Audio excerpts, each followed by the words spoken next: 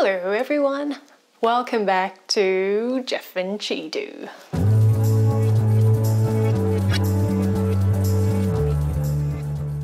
This is the part 3 and also the final video for our kitchen makeover series. A quick recap on part 2.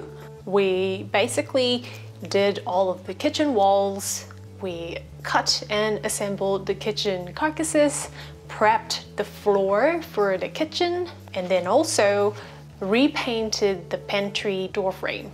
Now in this video, I'm going to show you all of the work that we did in the last month, all the way to the finish line.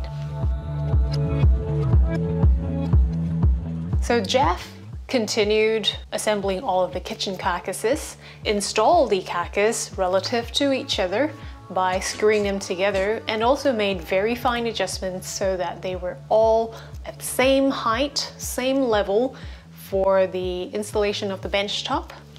He also had to secure the carcasses against the kitchen wall so that it's not going to move anywhere. We installed the floors after the carcass had been put into place.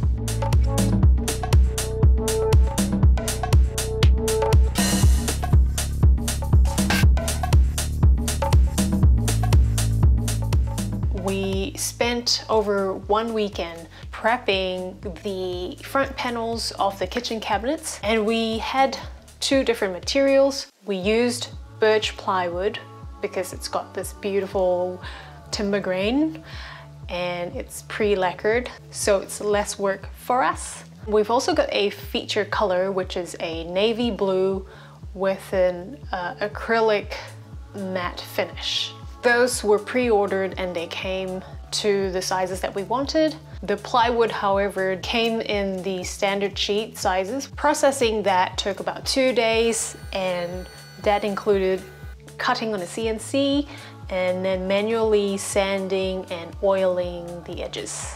Once we got all of that processed, we proceeded to install the drawer fronts and the cabinet door fronts.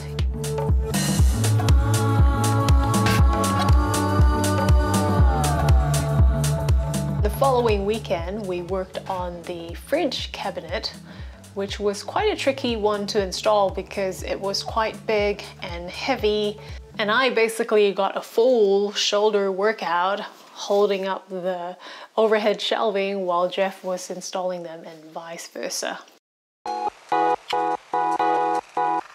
And then we've got some wall cabinets behind me. They're made up of a few shelving, and because it's quite difficult to install while holding them, Jeff's pre-installed them and then do the final assembly on the wall. And we made sure that the wall cabinets are secured onto the wall studs. We put in a little pet drawer in the toe kick of one of our side cabinets. And it's cute and it's tidy. We could hide away the pet food bowls. So we're pretty close at this stage. In the meantime, I was refreshing the pantry. That pantry, it had many layers of wallpaper in it. Why wallpaper? I don't know. It took a bit of effort. I got rid of the wallpaper, evened out the surface, did some plastering, painting, and caulking of any gaps that were seen. And now that pantry looks really amazing. Other small jobs that I did were refreshing the windowsill because the old protection, it was looking horrible.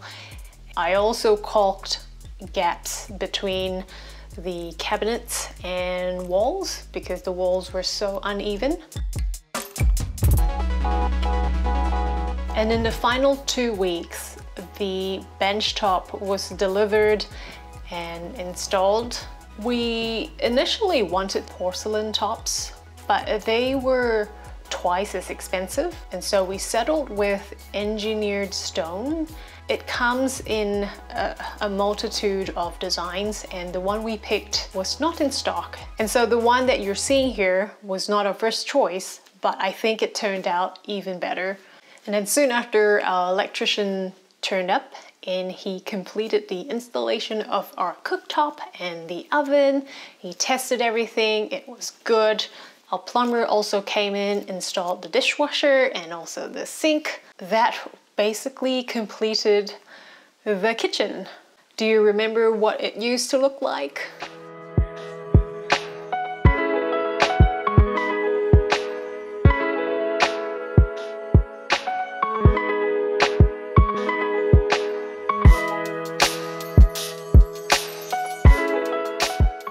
And now, after the makeover, what it actually looks like.